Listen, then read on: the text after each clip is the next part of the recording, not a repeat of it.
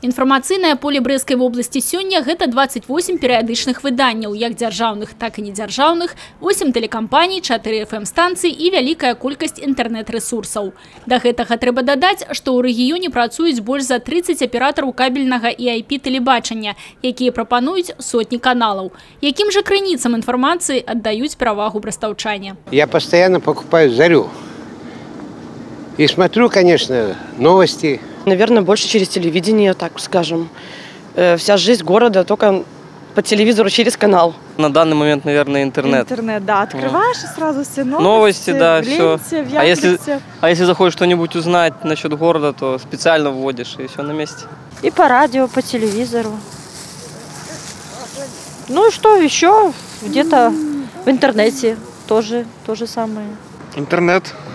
Только оттуда. Дарэчы, зараз практычна ўсе сродкі масавай інфармацыі маюць інтэрнэт-сайты, і колькасць іх падписчикаў часам значна большая за тираж выдання. Сейчас уже размывается грань между классическими средствами массовой информации, потому что они объединяют в себе фактически мультимедийные студии, которые предоставляют и печатные издания, и интернет-ресурс, и видеоконтент, и звуковой ряд, и так далее. Інтэрнэт сёння стаў адным з самых простых і даступных рэсурсаў. Па даных Міністэрства сувязі і інфарматызацыі, на пачатак года ў Беларусі колькасць абанентаў усіх відаў перадачы даных з выхадам у інтэрнэт складала каля 12 мільёнаў. А поток інтэрнэт-інфармацыі настолькі велізарны, што здольны выклікаць інфармацыйны стрэс. Если мы раньше говорили о том, что для обыкновенного пользователя скорость и объем информации измеряется килобайтами, то сегодня мы говорим, что это гигабайты и даже терабайты информации. Но вопрос качества, измерения качества информации все равно остается достаточно актуальным. Но первое, что, естественно, остается всегда главным и в приоритете, это достоверность, актуальность и оперативность информации. Сёння любы інтэрнэт-карыстальнік можа завесці сваю ўласную старонку ў сусветнай павуціне і пісаць усё, што яму прыйдзе ў галаву. Аднак ці будзе гэта інфармацыя даставерная? Таму здавальняць інфармацыйны голад лепей усё ж праз афіцыйныя і аўтарытэтныя інфармацыйныя рэсурсы.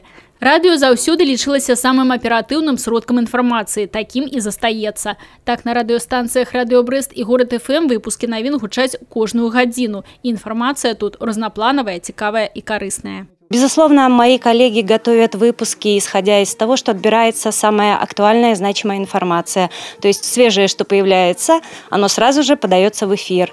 Информация должна быть свежая и актуальная. Именно это является основным требованием и приоритетом в работе радиостанций. И, конечно, радио представлено и у интернете. На сайте «Радио Брэст» можно слухать онлайн. Есть сторонки радиостанций и у социальных сетках.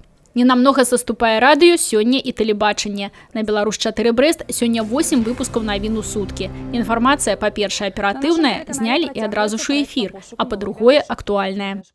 Без лжывай сціпнасці адзначым, крытэрый даставернасці да тэлебачання адносіцца ў першую чаргу. Спецыфіка нашай работы такая, што кожнае слова мае наяўнае пацвярджэнне, а як вядома, лепей адзін раз убачыць, чым 100 разоў пачуць. Калектыў навін рэгіёна штодзень у пошуку цікавай, карыснай і гарачай інфармацыі. Яе, дарэчы, таксама можна не толькі пачуць у эфіры, але і ўбачыць у інтэрнэце, на афіцыйным сайце і на старонках сацыяльных сетак. Людмила Салзна, Александр Сівіцкі, тэлерадыёкампанія «Брэст».